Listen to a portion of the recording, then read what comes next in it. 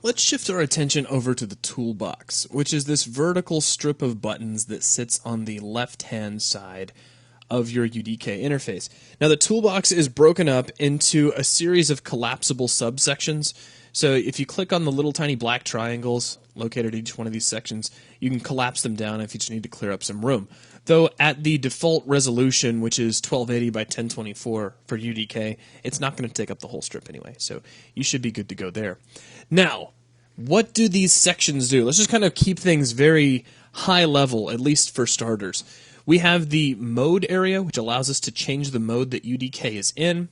We have the primitives area, which allows us to change the red builder brush into a variety of different shapes to create geometry for our level. We have our CSG area, which allows us to create additive and subtractive brushes, as well as intersect and de-intersect the red builder brush. We have the special and volume area, which is what I'm just going to kind of designate it. It allows us to add special brushes, which are more of a legacy issue than anything you'll probably find yourself using very often, as well as the add volume button, where you can create all of the different types of volumes for your level. And then finally, we have a visibility area. Now, what I'm going to do just in this video is just focus kind of on the mode area and give you sort of a higher level description of what each one of these modes are for. And then as we move through different videos, we'll kind of take a look at each one of the different sections of buttons underneath that. So up here at the very top, we have camera mode, which is your default mode for UDK. Now, just to kind of show it off, I come over here to File, Open, and let's just grab, say, VCTF Necropolis.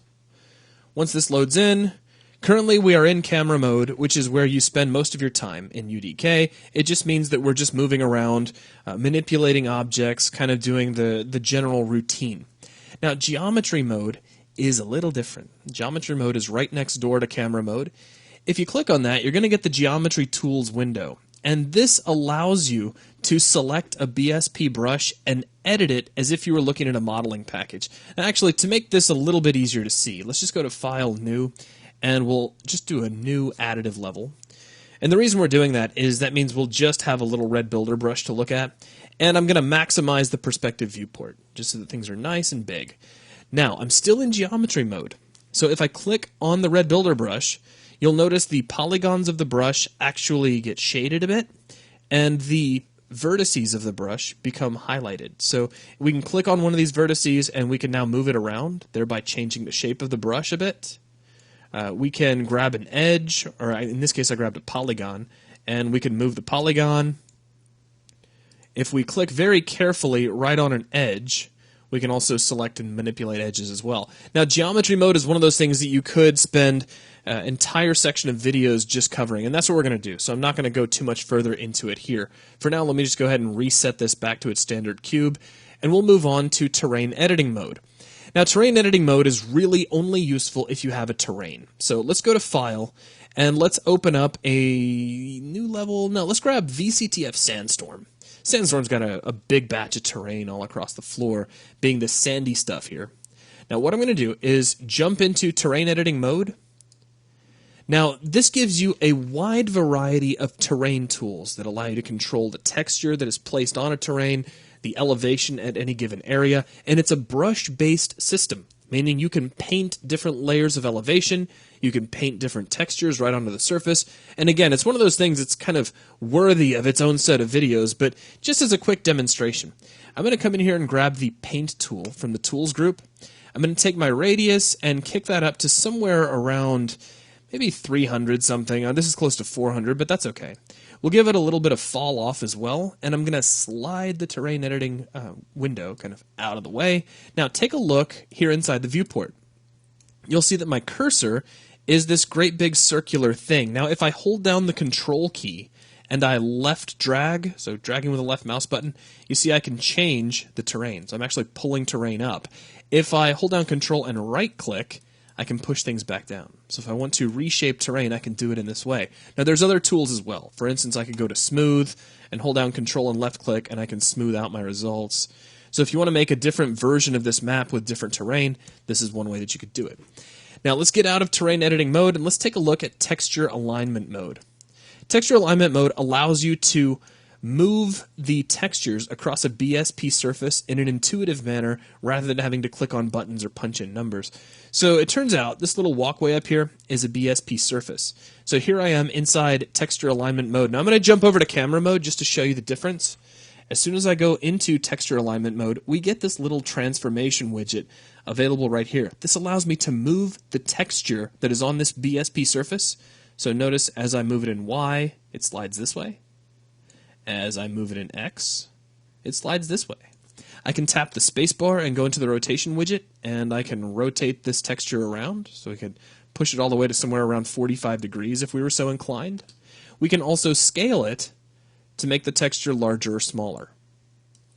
So I have to really slide my mouse pretty far, but now you can see those checkers are a lot smaller. So it's just a way that you can intuitively adjust a texture right here in your viewport without having to worry about going into your surface properties and clicking on some buttons. Now next we have Mesh Paint mode. When you enter this mode, you're going to get a nice little window that allows you to change a variety of settings for controlling what color you're going to be painting, the radius of your brush, the strength of your brush, and so on and so forth. However, demonstrating this would require that I did some setup on the back end. In order to see the results of a mesh paint, you have to have a material which has a vertex color operator inside of it. Now currently none of these meshes do, so demonstrating it here is not going to work out for us. Now next to this we have static mesh mode. This is kind of a way to help you scatter static meshes across the surface of your level. Now to give it a real quick demo, I'm going to open up the content browser and we're going to search for rock, and let's click on static meshes. And if we take a look, here's a little S_UN rock underscore SM Blackspire05C. So I'm going to select that. We'll close out the content browser. Now, while I'm in static mesh mode, I can place meshes on my map by holding down the S key and left clicking. And it's just going to place those. Now I have some settings in here as well. I can give them a little bit of pre-rotation and yaw, pitch, and roll. So we just punch in some numbers here, and it's just kind of like a predetermined rotation that will take place before the mesh is even placed. You also have a rotation min and rotation max, which allow you to kind of randomize rotation. So if we take our yaw and maybe set this to -30 and our max to +30. In fact, let's just do that for everybody. Or we could just set it to 180 all the way down. So let's do -180 all the way down. And then -180 here for our min. And then we'll do +180 all the way down here. So we could get any rotation. It could be a wide variety of different rotations. Now as I hold down S, oh, didn't mean to do that. Let's make sure I don't punch that into my value here. Make sure you have focus over here in your viewport. As I hit S and click, I'm getting different rotations with each rock that I'm dropping. Now, if you were clicking and placing objects just on the ground all the time, that would be more than enough. You'd be good to go. However, if, let's say we just set all these back over to 0, just as an example. So now all of our rotations are just set to 0.